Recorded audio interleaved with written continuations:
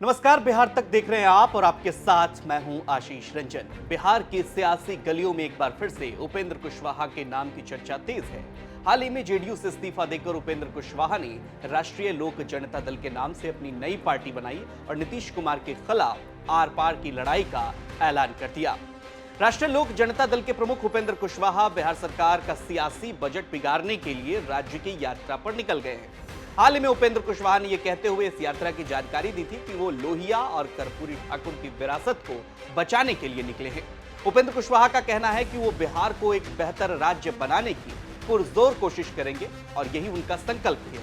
उपेंद्र कुशवाहा ने कहा कि कर्पूरी ठाकुर और राम मनोहर लोहिया की विरासत बिहार में रही है और वह आज बर्बादी की कगार पर, यानी सीधे सीधे नीतीश कुमार पर उन्होंने हमला बोला और साथ ही ये भी कहा, जैसा कि आप लोगों ने सुना भी, कि आम लोग डरे और सहमे हैं। लोगों ने नीतीश कुमार को इस विरासत को आगे बढ़ाने की जिम्मेदारी सौंपी थी, मगर नीतीश कुमार इस विरासत को बचाने में असफल रहे। ऐसे में हम पूरे बिहार में भ्रमण करेंगे और कोशिश करेंगे कि बिहार को गलत हाथों में नहीं जाने दें। उपेंद्र कुशवाहा ने 20 मार्च तक चलने वाली अपनी ये यात्रा मंगलवार को यानी आज पश्चिमी चंपारण के भितरवा से शुरू की है। यात्रा के दौरान उपेंद्र कुशवाहा बिहार के 28 जिलों का भ्रमण करेंगे और जानकारी के मुताबिक 100 से ज्यादा जनसभाएं भी करेंगे। 20 मार्च को उनकी यात्रा जहानाबाद में समाप्त होगी। उपेंद्र कुशवाहा की यात्रा 2 चरणों में, पहले चरण की यात्रा 28 फरवरी से 6 मार्च तक चलेगी, जबकि दूसरे चरण की जो यात्रा है वो 15 मार्च से 20 मार्च तक चलेगी।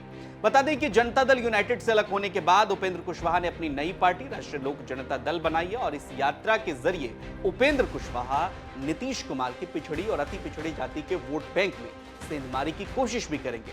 उपेंद्र कुशवाहा की यह भी कोशिश होगी कि इस यात्रा के जरिए वह कुशवाहा वोट बैंक को एकजुट करें, जिस पर वो लगातार दावा भी करते आ रहे हैं। माना जा रहा है कि उपेंद्र कुशवाहा एक बार फिर से बीजेपी खेमे के साथ खड़े हो सकते हैं। इसकी कई तस्वीरें भी आपने देखी, क्योंकि 2013 में भी बात करें तो उन्होंने जेडीयू छोड़कर अपनी नई पार्टी बनाई थी और उसके बाद 2014 के लोकसभा चुनाव में बीजेपी के साथ मिलकर लड़े थे।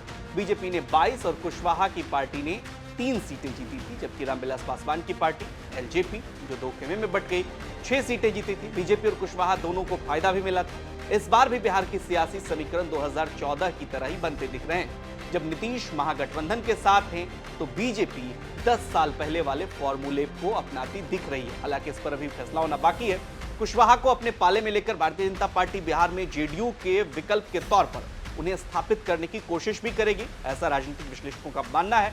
नीतीश कुमार ने कुशवाहा के साथ मिलकर लव कुश यानी कुर्मी कोयरी समाज का समीकरण तैयार किया था। नीतीश कुमार कुर्मी समाज से आते हैं, जैसा कि आपको मालूम भी है, तो वहीं कुशवाहा कोयरी समाज से आते हैं।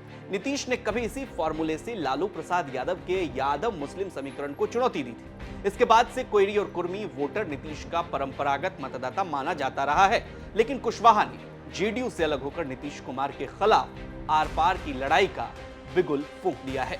पटना से इस खबर को फाइल किया था हमारे संवाददाता रोहित सिंह ने। तो बिहार की ऐसी तमाम खबरों और विश्लेषणों के लिए आप देखते रहिए सिर्फ और सिर्फ बिहार तक। नमस्कार।